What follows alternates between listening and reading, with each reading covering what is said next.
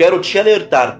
Não cante esse hino Alvo Mais Que a Neve sem antes ouvir a verdade sobre ele. O hino Alvo Mais Que a Neve, no inário Harpa Cristã da Assembleia de Deus, é o número 39. No inário Novo Cântico da Igreja Presbiteriana do Brasil é o 269. No inário Cantor Cristão da Igreja Batista é o número 123. E em outras denominações, como a Igreja Evangélica Congregacional, que usa o inário Salmos e Hinos, é o 438. Esse hino chegou aos inários evangélicos brasileiros pela primeira vez no inário O Cantor Cristão das Igrejas Batistas, que o reproduziu em 1914 sob o número 286, traduzido para o português pelo missionário inglês Henry Maxwell Wright. Depois foi acompanhado por outros inários evangélicos, e na Harpa Cristã, inário produzido pela Casa Publicadora das Assembleias de Deus, foi inserida em 1975 sob o número 39. Toda a denominação tem o seu inário. Alguns têm o seu inário próprio. Mas o objetivo dos inários, nas mais variadas denominações, é louvar, adorar e engrandecer a Deus pelo que Ele é, pela sua grandeza e pela sua infinita misericórdia, o seu poder absoluto e seu amor sem limites, e agradecimento por ter nos dado a dádiva da salvação pelo sangue do seu Filho Jesus Cristo. E foi assim que nasceu esse belo hino Alvo Mais Que a Neve, que no original é Blessed Be the Fountain, ou Whiter Than Snow, mais branco que a neve. Esse lindo louvor sacro transmite a mensagem clara da morte do Senhor Jesus na cruz e da purificação disponível aos pecadores por meio do sangue de Cristo. A letra desse hino foi escrita em 1981 por Eden Reader-Lata, baseado em Salmos 51, versículo 7, que diz: Purifica-me com o sopo e ficarei puro, lava-me e mais branco do que a neve serei. Isaías 1,18. Embora os seus pecados sejam vermelhos como a escarlate, eles se tornarão brancos como a neve. Embora sejam rubros como a púrpura, como a lã se tornarão.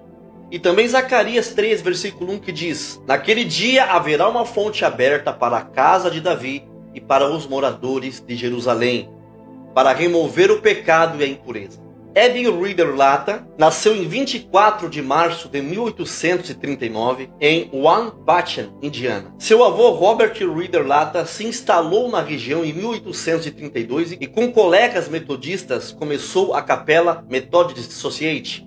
O pai de Eden, William James Lata, sucedeu seu pai Robert no púlpito da igreja.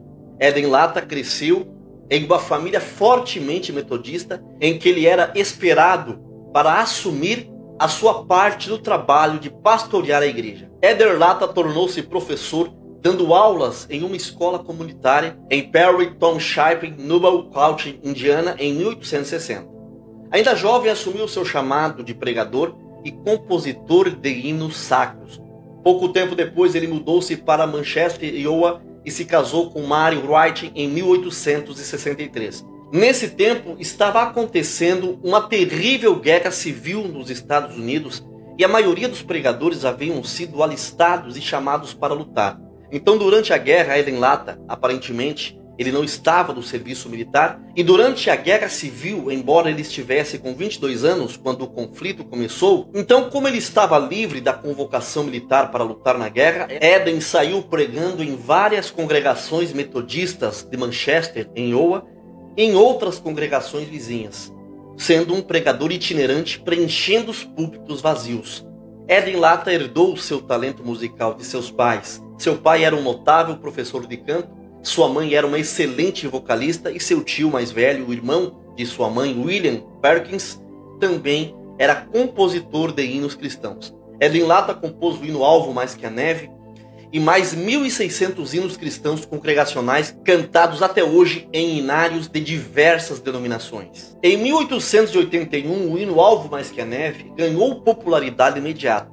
Ele foi publicado em muitos inários denominacionais e também foi traduzido para outros idiomas para uso dos missionários que saíam dos Estados Unidos para outras partes do mundo evangelizar. E até hoje, o hino Alvo Mais Que a Neve é cantado em diversas línguas pelo mundo afora. Whiter than the snow, whiter than the snow, wash me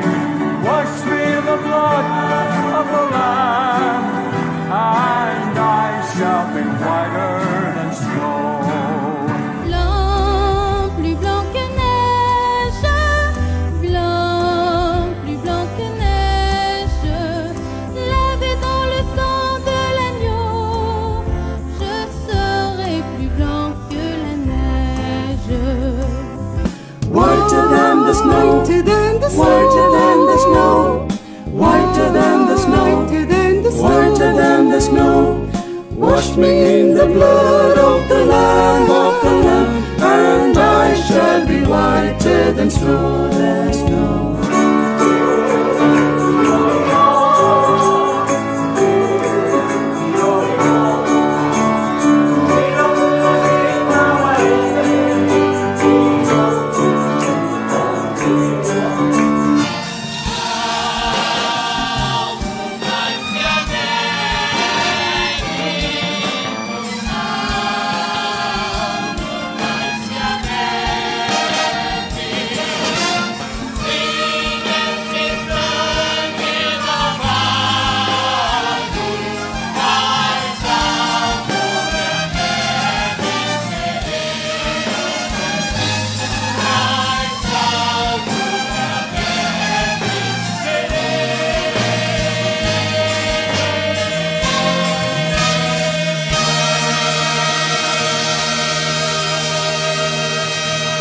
Hoje em dia, o hino Alvo Mais Que a Neve é cantado em cerimônias importantes, por exemplo, a Santa Ceia do Senhor, em igrejas como a Assembleia de Deus.